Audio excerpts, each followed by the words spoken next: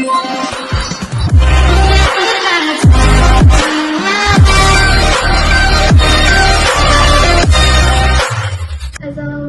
warahmatullahi wabarakatuh.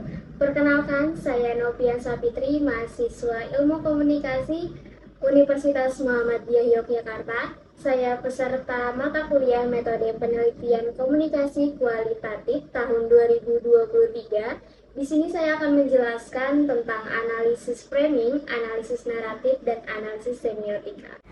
Metode analisis framing termasuk ke dalam paradigma interpretif atau konstruktivistik. Data utamanya ialah teks karena metode framing ini adalah bagian dari analisis teks kualitatif. Metode analisis framing dengan paradigma interpretif adalah melihat komunikasi sebagai produksi makna. Dalam paradigma ini meyakini bahwa berita itu tidak bisa menggunakan ukuran-ukuran objektif, namun ukuran-ukuran yang digunakan ialah ukuran subjektif, di mana ada kepentingan-kepentingan di balik itu. Dalam hal ini, media melakukan proses konstruksi, yang mana dibangun dengan menyeleksi sesuai kepentingan media. Menggunakan paradigma interpretif karena peneliti secara subjektif memaknai berita itu berbeda antara peneliti satu dengan peneliti lainnya. Analisis framing biasanya digunakan untuk berita-berita yang bersifat sosial politik. Analisis yang memusatkan perhatian pada bagaimana media mengemas dan membingkai berita. Sebuah peristiwa yang sama tapi dikemas dan dibingkai berbeda oleh media. Framing ini maksudnya adalah proses yang dilakukan dengan memilih peristiwa atau isu tertentu untuk diberitakan dan menekankan aspek tertentu pada berita tersebut melalui kata-kata, aksentuasi, gambar, kalimat, bahkan kerangka-kerangka tertentu yang digunakan oleh masing-masing media. Misalnya ketika terjadi investasi perkebunan kelapa sawit, di mana ada masyarakat yang pro dan kontra, maka di situ media akan memberitakan hal tersebut sesuai kerangka tertentu. Media bisa membingkai atas sebuah realitas sosial yang sama menjadi realitas media. Realitas sosial pandangan kaum konstruktivis adalah sebagian realitas sosial yang mana terdapat produksi manusia. Hasil proses budaya termasuk penggunaan bahasa. Wacana media seperti berita, surat kabar, radio, majalah, dan televisi merupakan konstruk budaya kultural. Surat kabar, majalah, atau televisi menggunakan kerangka tertentu untuk memahami realitas sosial. Berita, surat kabar, atau televisi termasuk media yang tidak objektif. Media menyeleksi, menghilangkan, menonjolkan bagian tertentu merupakan salah satu dari bagian proses konstruksi. Pada dasarnya, analisis framing adalah metode untuk melihat cara bercerita atau storytelling media atas suatu peristiwa. Bagaimana peristiwa tersebut dimaknai dan bagaimana fakta itu ditulis atau disampaikan. Frame media dapat dilihat dengan menggunakan analisis framing. Analisis framing dapat digunakan untuk melihat siapa yang mengendalikan siapa dalam sebuah struktur kekuasaan, pihak mana yang dirugikan atau diuntungkan, tindakan politik mana yang dianggap konstitusional dan inkonstitusional, dan kebijakan mana yang harus didukung atau tidak didukung. Ada beberapa model-model dalam analisis framing. Yang pertama ada model Zhongdang dan Kossicki. Bisa teman-teman lihat dari layar bagaimana ada perangkat framing unit yang dianalisis.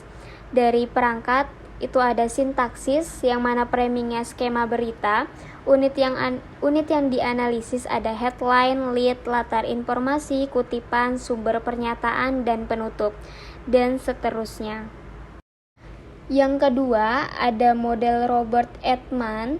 Yang pertama ada define problems atau pendefinisian masalah. Bagaimana media itu mendefinisikan masalah tersebut. Misalnya peristiwa pemboman gereja yang ada di Makassar, sebuah peristiwa yang sama nanti akan dibingkai dan dianggap seperti apa oleh media. Misalnya diberitakan kelompok teroris yang sedang melakukan aksinya Mungkin ada pula media yang memberitakan bahwa ada kesenjangan atau dibingkai peristiwa tersebut dilakukan oleh orang gila. Media akan memberitakan dengan beragam peristiwa yang sama, namun faktor jurnalis atau hal lain yang membedakan berita tersebut. Yang kedua ada diagnose cause atau memperkirakan masalah atau sumber masalahnya. Yang ketiga ada make moral judgment atau membuat keputusan moral. Dan yang terakhir yang keempat ada treatment recommendation atau menekankan penyelesaian. Dan yang ketiga yaitu model Jameson. Yang pertama ada framing device atau perangkat framing. Dalam perangkat framing ini ada beberapa bagian. Yang pertama metaphors, yaitu perumpamaan atau pengandaian. Yang kedua ada catchphrase, yaitu phrase yang menarik, kontras, menonjol dalam suatu wacana. Ini umumnya berupa jargon atau slogan.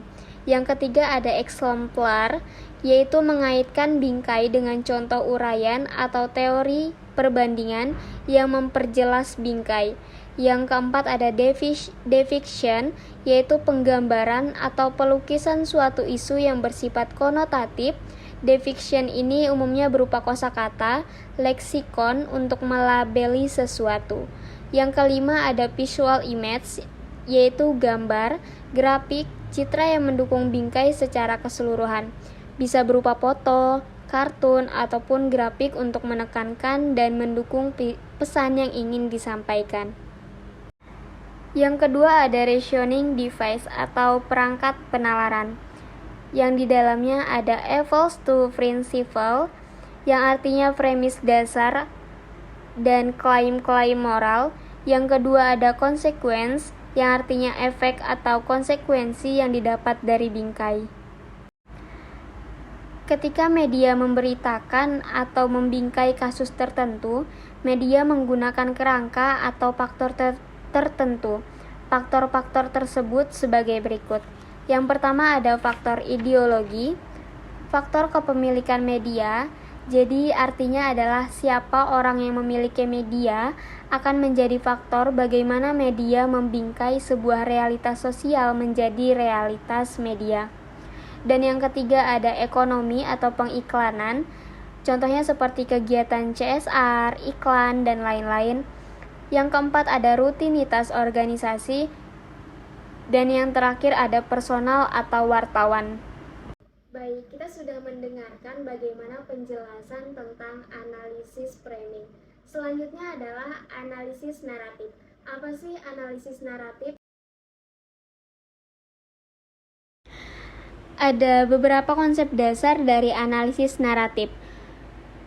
Sebuah teks dikatakan narasi apabila terdapat beberapa peristiwa atau rangkaian dari peristiwa-peristiwa. Menurut Gerald Genetz, narasi adalah representasi dari sebuah peristiwa atau rangkaian peristiwa-peristiwa. Menurut Gerald Prince, adalah representasi dari satu atau lebih peristiwa nyata atau fiktif yang dikomunikasikan oleh satu, dua, atau beberapa narator. Analisis naratif adalah analisis mengenai narasi, baik fiksi maupun non-fiksi. Menggunakan analisis naratif berarti menempatkan teks sebagai sebuah cerita atau narasi sesuai dengan karakteristik di atas. Titik sentral dalam analisis naratif adalah mengetahui bagaimana peristiwa disusun dan jalinan antara satu peristiwa disusun dengan peristiwa lain. Atau mengapa peristiwa satu ditampilkan di awal, mengapa yang lain di akhir, mengapa peristiwa-peristiwa tertentu dijalinkan dengan peristiwa yang lain. Apa aja sih manfaat dari analisis naratif? Manfaat dari analisis naratif. Yang pertama, membantu memahami bagaimana pengetahuan, makna, dan nilai diproduksi dan disebarkan dalam masyarakat. Yang kedua, memungkinkan menyelidiki hal-hal tersembunyi dan laten dari suatu teks media. Yang ketiga, memahami bagaimana dunia sosial dan politik diceritakan dalam pandangan tertentu yang dapat membantu kita mengetahui kekuatan dan nilai sosial yang dominan dalam masyarakat.